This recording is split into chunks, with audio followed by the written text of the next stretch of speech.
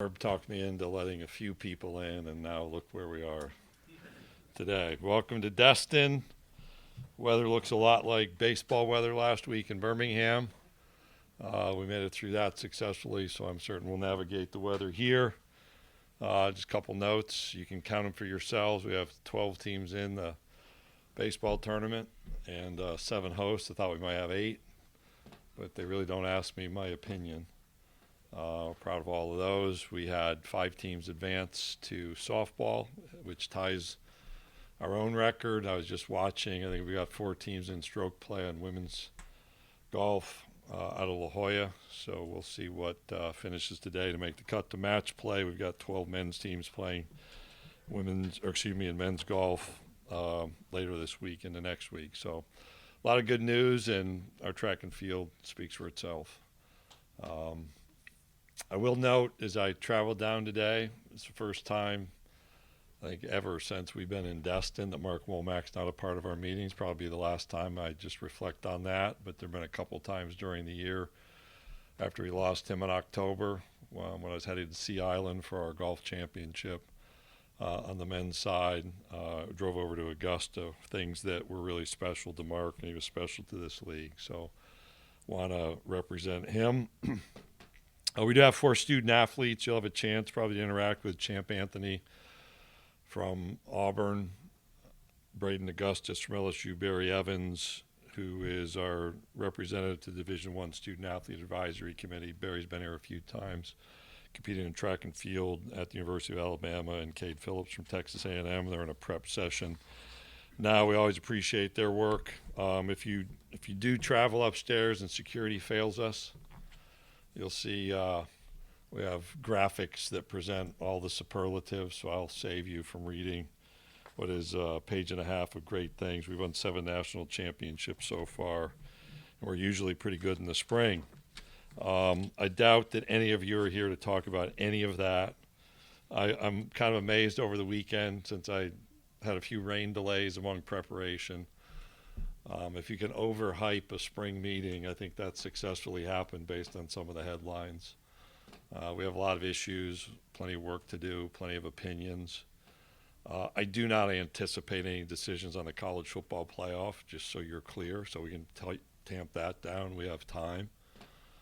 We'll have informed discussion. We're going to invite Rich Clark and his staff to visit with our ADs and our football coaches tomorrow. I know that they've put in a great deal of work to help inform and educate our thinking about the current format and selection process. And then we'll spend time looking at a range of possibilities around the playoff itself, both learning from the successes and then trying to look forward. A lot of discussion about where we are in the oversight of college sports, congressional activity. Obviously had some disruption last week in the House of Representatives. We're attentive to what's happening among some of the Senate leadership. To communicate directly, I haven't signed on to any bills ever that I've never seen. So the notion that there's a bill being worked on and we didn't sign on to a letter of support, that's not an anomaly.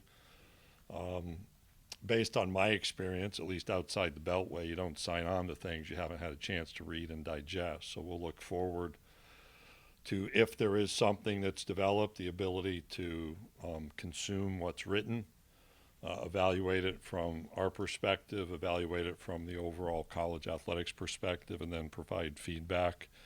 We are encouraged by the amount of work that's taking place, and knowing that people are paying attention to some of the challenges we have. I think you can expect during the week people have opinions on student athlete eligibility.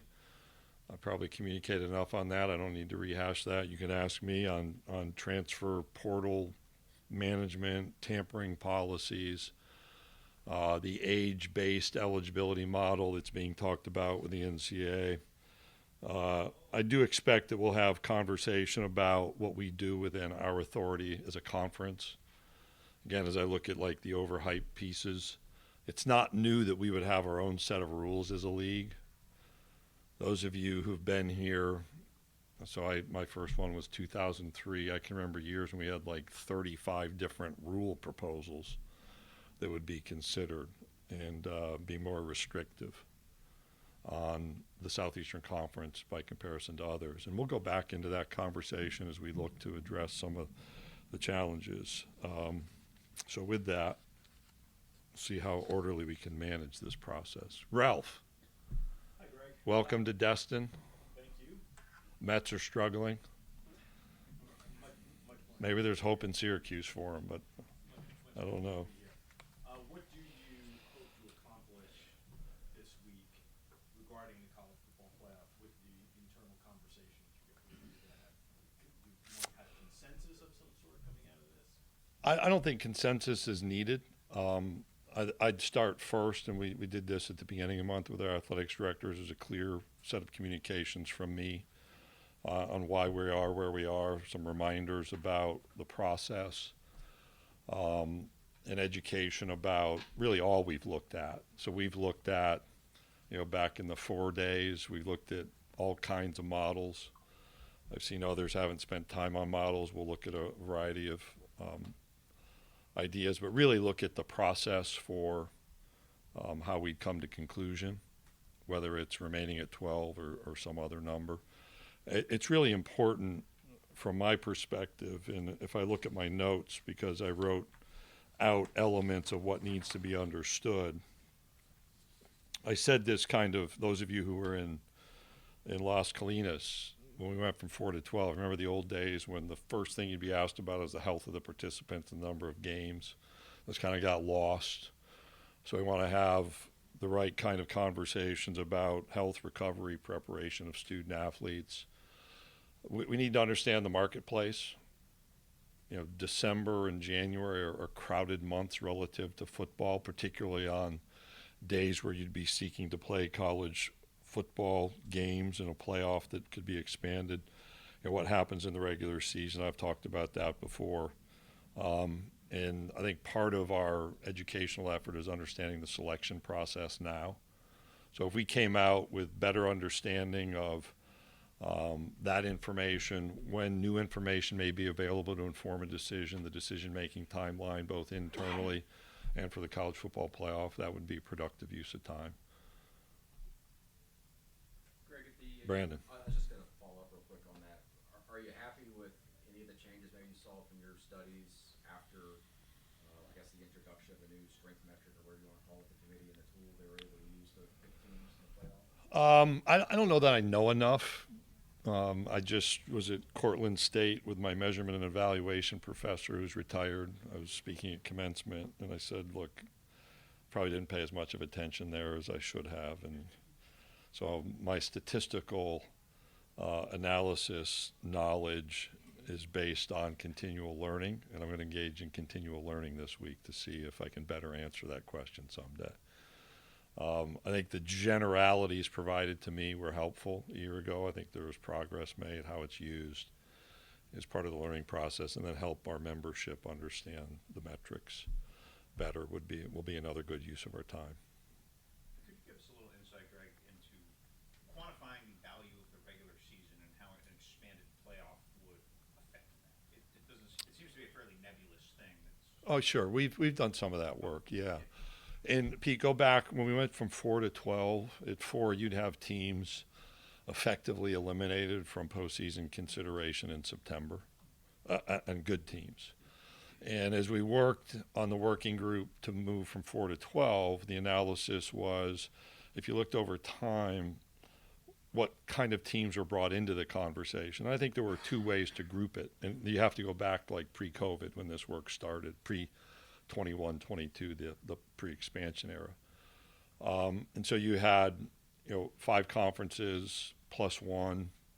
So you'd have those 5 conferences, who was around their championship games that had access through the conference champion, and then with the group of 6, you had actually a group of 5 then, group of 6 now, you had a multiplicity. Each of those conferences had 2 or 3 or 4 programs vying for a conference championship. How might it sort itself out?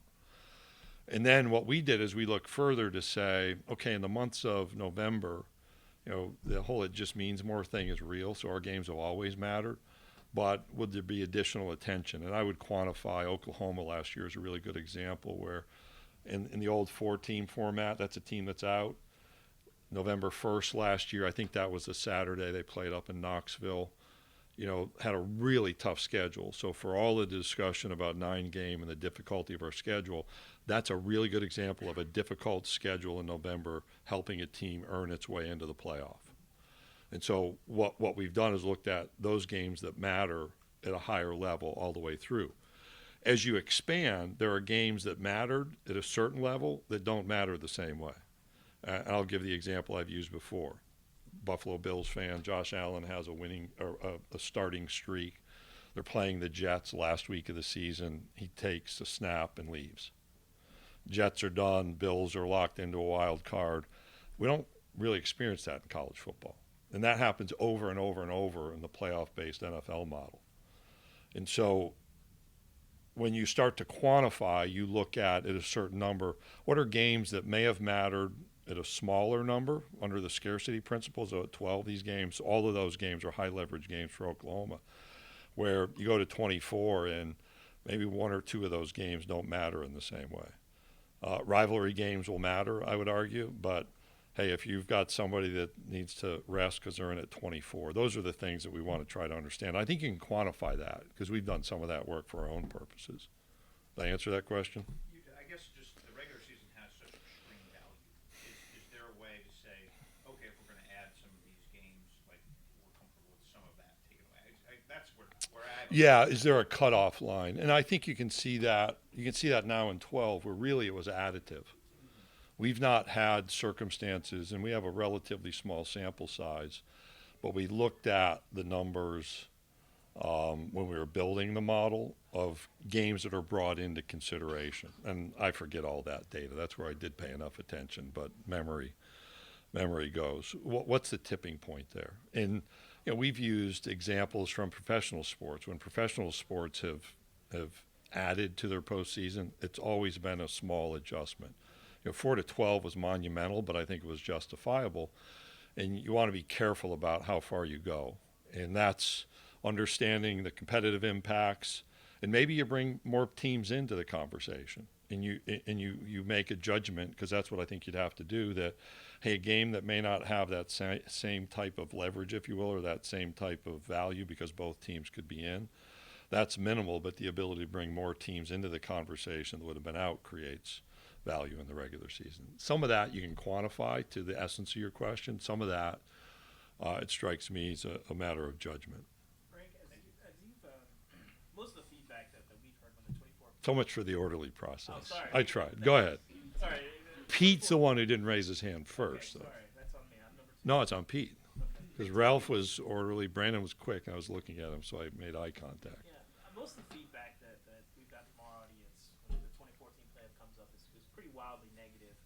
One, what do you make of that dynamic from the fans? And two, how much is that a consideration as you guys try to wrestle with what you would like to see in the future? My opinion.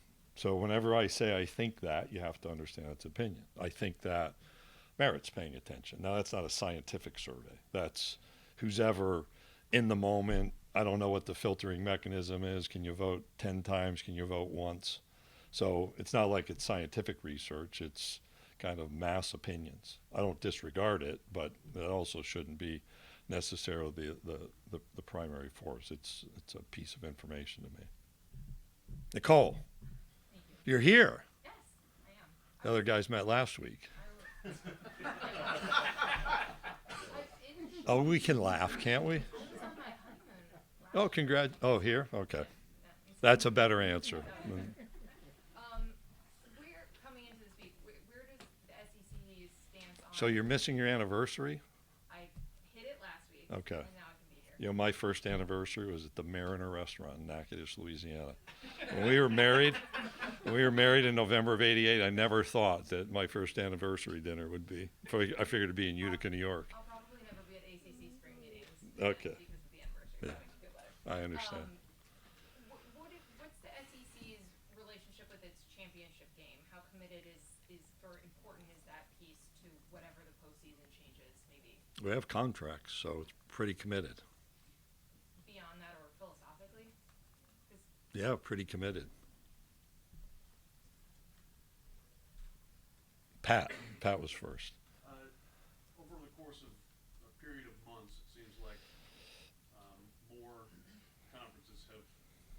on board or favor the 24-team playoff. Has the reasoning been communicated to you? Did that surprise you at all, the kind of the evolution? No, nothing surprises me. I take that back. There are things that still surprise me, but not that stuff.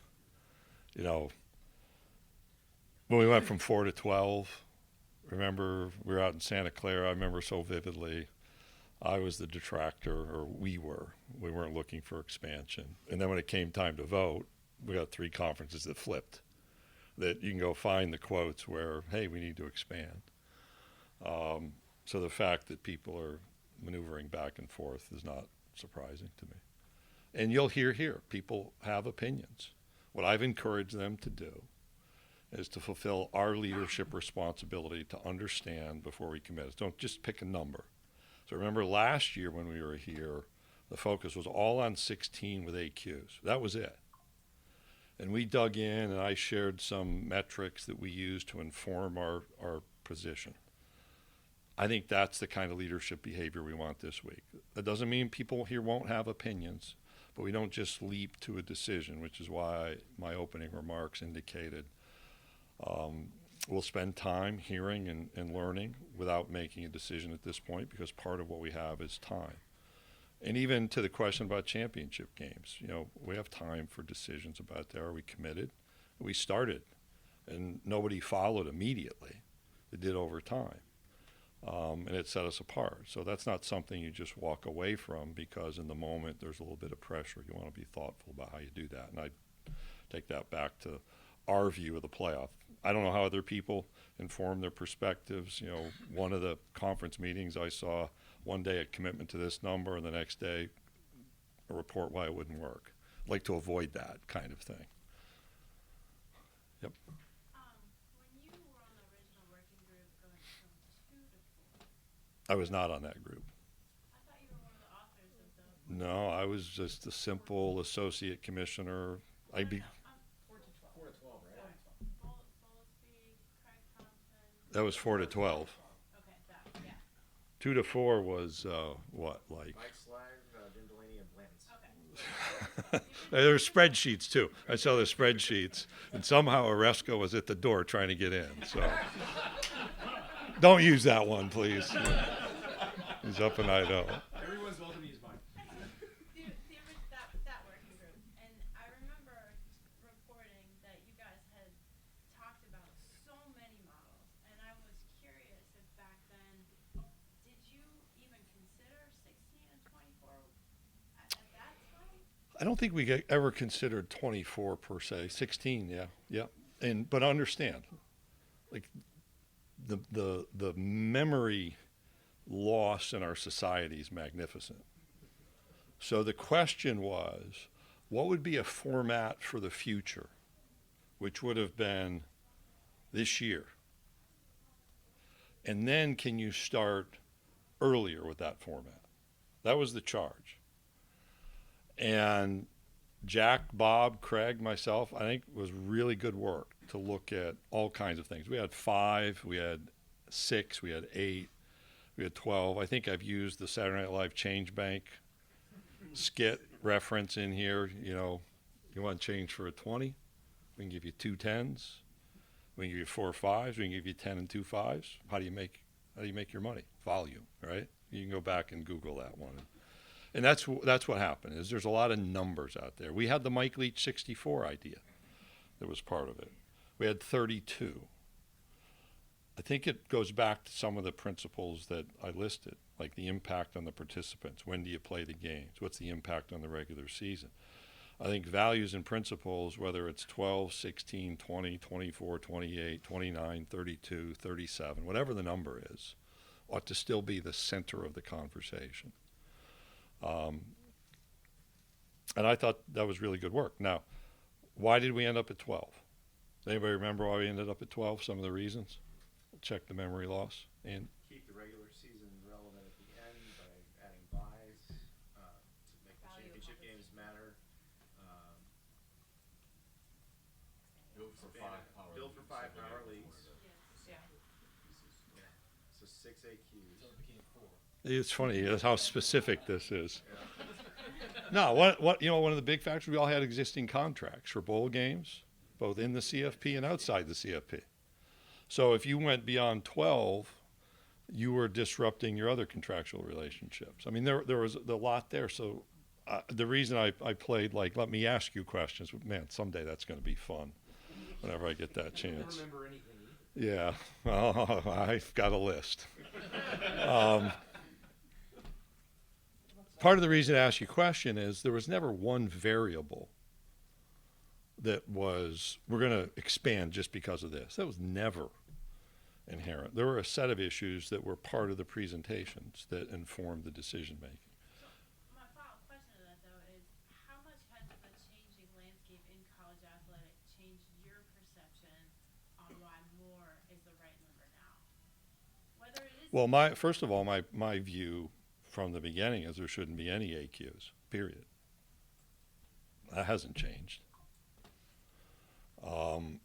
My view was, so somebody's going to ask me the question about my responsibility for national policy, not just the conference. We didn't need to go beyond 4. And we still would be the only conference to have a team in the 4 ever since this thing was expanded. I think what we saw, the onset of 12 was actually incredibly well timed because of the changes that happened around player movement, arguably around some name, image, and likeness activity. Probably some retirements too, or movements to the NFL. And so that brought people in. Now, where are the limits? Where are the boundaries, and why? What are the reasons? I don't know that my principles have changed. I think the environment has changed. So how do you use those principles in a changed environment to make an informed decision? I think it's much the same approach, and that doesn't predict an outcome, but it informs a decision. Yep. So you mentioned last year at this time, 16 was the number. Well, one thing that has changed is the number of conference games.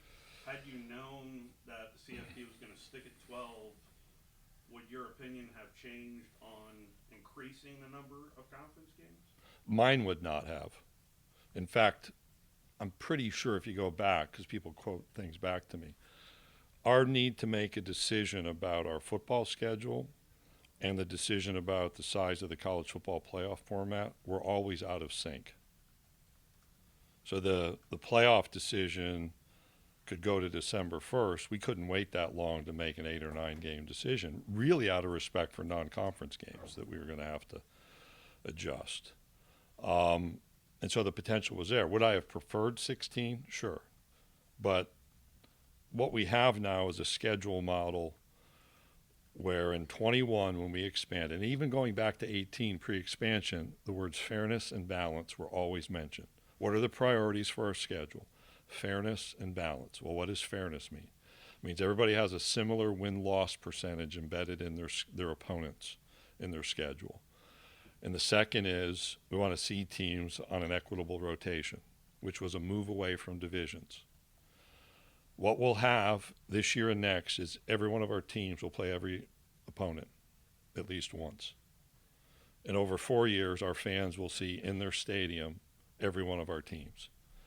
And I think that's incredibly healthy for the Southeastern Conference. I think it's great for college football. I think it's great for our fans. And it's hard for our coaches, and I get why they want expansion, and we'll keep working on that.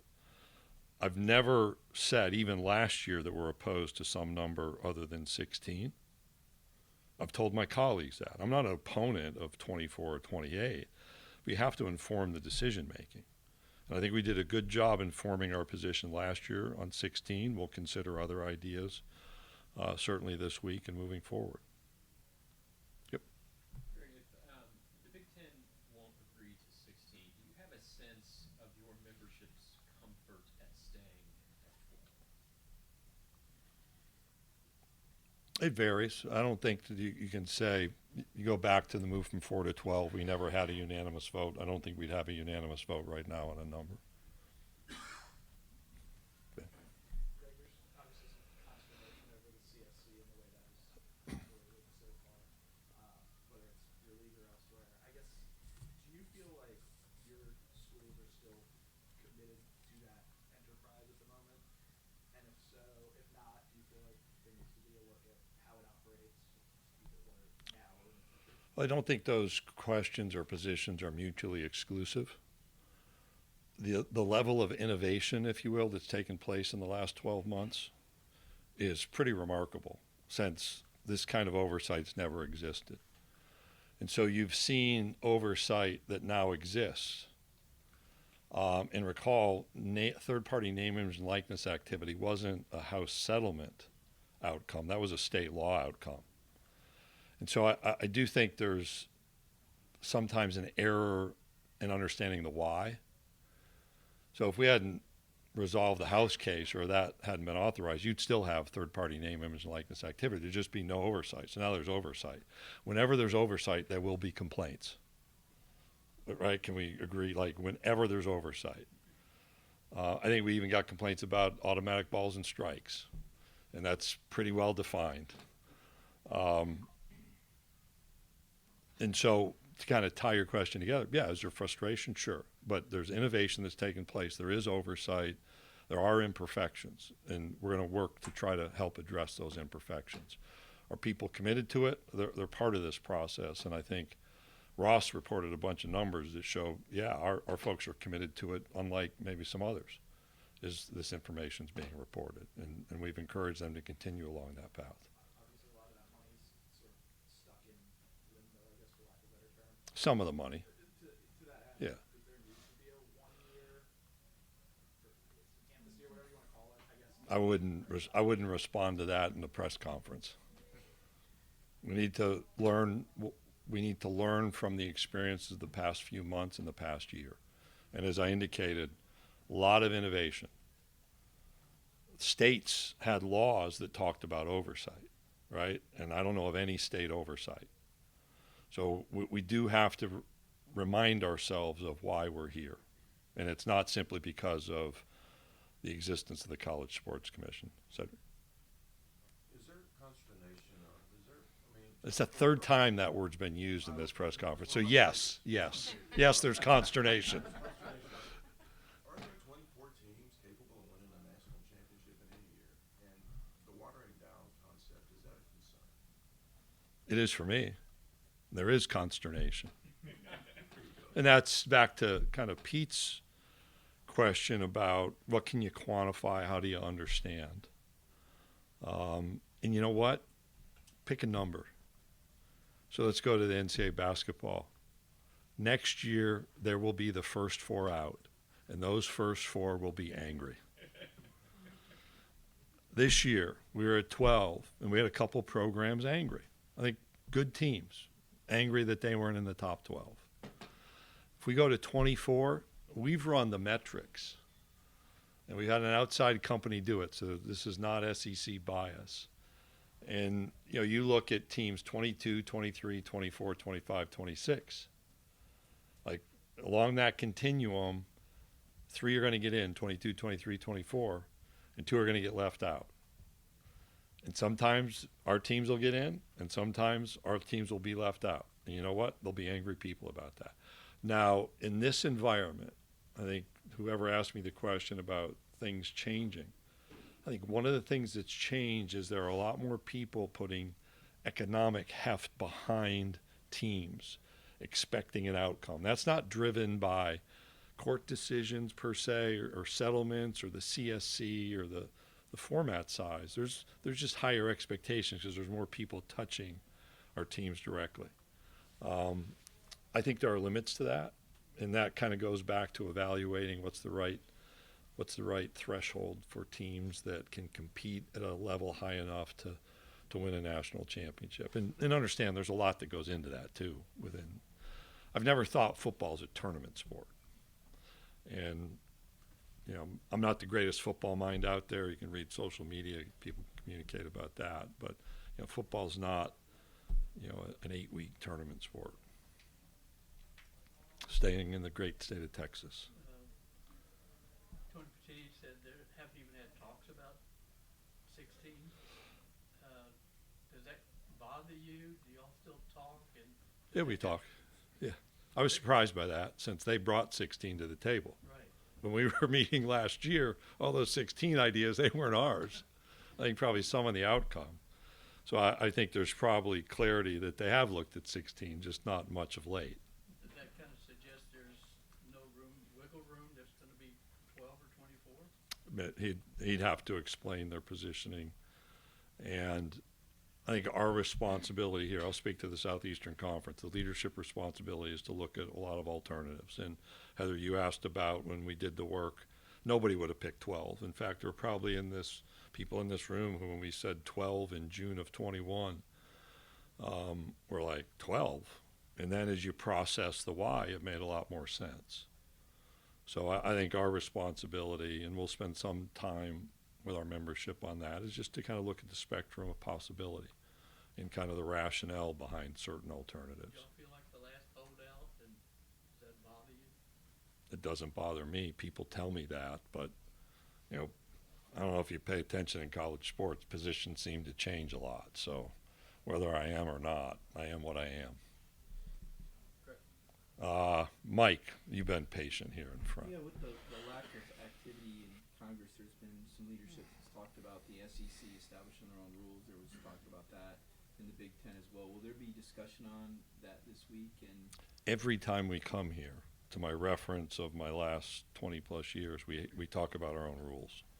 So the fact we're talking about our own rules isn't anything new. I think what you're hearing is the expression of frustration about the lack of progress. And I'll go back to March 6th. I was in the White House, and I spoke about the need for national standards. We still believe we need national standards. If those can't be achieved, then we'll have to look at more conference-led regulation. That's the reality we're facing. When we've got football players or basketball players 6, 7, 8, 9 years, we want a collegiate going model. We want a college sports model. And there's a lot of work to that. to the extent you couldn't do anything quickly, I mean, I know the University of Georgia's president was talking about running out of time, can't go another year, craving rules.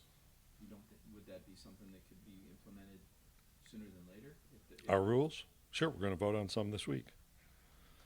Here's my bylaws. We have a 3-week notice process. So we're going to change our bylaws, 3 weeks of notice. We can change our bylaws. Now we have to have rationale and legal defenses for that, but I don't know if that answers your question, but yeah, we understand how to change rules. Your bylaws that you're talking about here, one of them you just mentioned, maybe a 5 for 5 or however long. I didn't say 5 for 5. Okay. You said. I said eligibility rules. We shouldn't be 6, 7, 8, 9 years. So that's one. What are some other bylaws that you might think about as it relates to possibly? Oh, NIL? we'll think about them. You're not willing to share those? No. Greg? Yep. So much talk about the CFP and format. Do you think the calendar needs to change before you guys coalesce on a CFP format? Because your coaches this week, we'll talk about CFP, but they're also going to talk heavily about. Yeah, I think they're right. I remember another one of those quaint observations during the expansion from 4 to 12 was we need a holistic solution for the football calendar. Looks a whole lot like it did before when the vote went from no to yes. And I think our coaches are right that things need to change. Now, observing things need to change, and then leading and implementing the change are different things. So we'll engage in depth. I think we have Craig Bowl here to talk about some of the ideas that the AFCA's introduced and maybe some of the rationale there, and then we'll see where that goes. Now, Like to see week 1 move to week 0? yeah, I've never been a big fan of that. I think Labor Day is a good start. I think that the trend line is, well, we talked to our coaches. In fact, I said this in some interview. When we met with our coaches in February, they felt strongly that having 2 open weeks within the season was important. So you're either moving later or earlier. And nobody really wants to move later. So you're moving earlier, which is the week 0. So that'll be a topic of conversation again. And that's where, I was disappointed not to have outreach from the AFCA before their statement, because their suggestion ran counter to the really deep conversation we had with our coaches, which was start week 0 but use that for the postseason rather than 2 open weeks. And our communication was about the 2 open weeks. do one more. He's got to save something for the rest of the week. Who's ever sitting next to Kirk?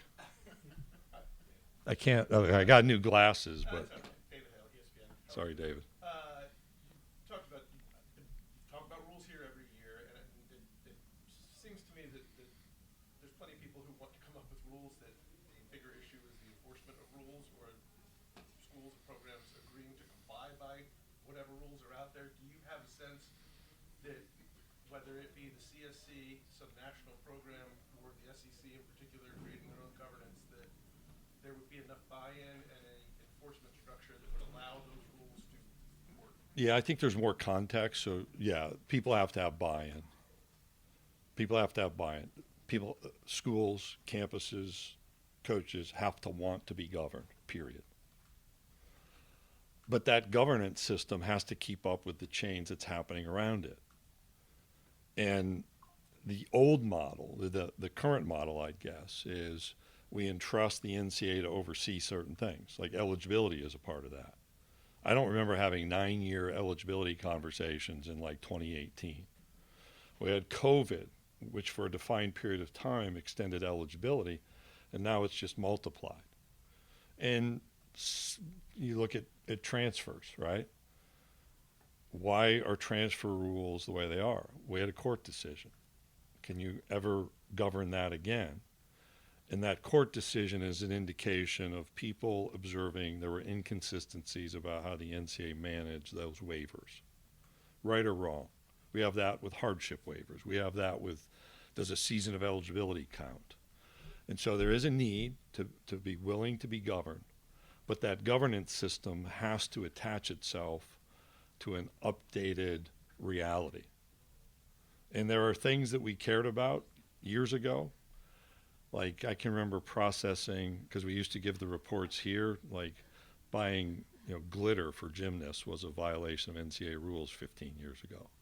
I don't think the system has moved far enough away for the glitter being a violation, more towards what are the key issues about which we should care. And you think about tampering.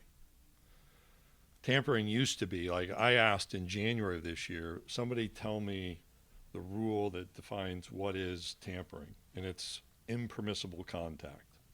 That is an indication of a set of policies that haven't been updated to keep up with the culture in which we're in. Like, what is impermissible contact? And so I was actually encouraged when Charlie Baker joined us in March, so this was on the aftermath of the Big Ten letter. Brett and Jim issued statements kind of counter, and we had a conversation about, hey, this system needs to update itself. And tampering and how transfers are managed are a part of that. And so there's some folks doing, I think, some healthy work on that. I think it's important to have outcomes and get to that outcome quickly. But David, I would note that, yep, people have to want to be governed, but the governing system has to be able to attach itself to the realities and focus on the priorities, maybe not the way enforcement was done 20 years ago. Because remember, when you think about enforcement, having been involved in that for a period of time, whenever there was a working group to look at how to enforce rules, the first answer was always, we need tougher penalties. And you can go back to, there's the Duff report, there's a presidential committee at the university, they all said that. And I started 15 years ago saying, well, wait a second. You can have as tough a penalty as you want, and if it's applied 5 years down the road, that's not a penalty at all. And so maybe what we need is less aggressive penalties and more timely enforcement. What's happened over the last 5 years causes me to think the younger me was exactly right. And that accountability falling to individuals directly would be a healthy pivot. There's a lot to the question that's, yep, it's about being willing to be governed, but it's the context of that governance that matters as well. In fairness, glitter is annoying. Yeah. I could give you the tuna fish sandwich to a volunteer coach, one too. And you kind of think back, like the stuff that we were attentive to, that, yeah, quaint's one word, petty is another. But, and it's hard for me. I mean, you learn about heuristics, ways of thinking. What we're dealing with is historic change. And I have to check myself on this all the time. So if you want like a confession, somebody can tweet this. Having to move from a system that was seen as working pretty well, not perfectly. By the way, show me the perfect system. Show me the perfect system to oversee college sports for all the criticism. But to move away from that system that worked well into something much different has been a healthy exercise. But those of us that knew the then and the now have to constantly check ourselves, not just to go back to the old way of thinking. And that kind of transition in leadership is challenging. Part of the reason you want to be a leader is to meet the challenges, but that part of leadership is challenging for us. That's an honest observation about what's happening in college sports. Thank you. I don't know what you'll do with that, but Thanks, Greg. yep. Thank you. My kids laugh at me when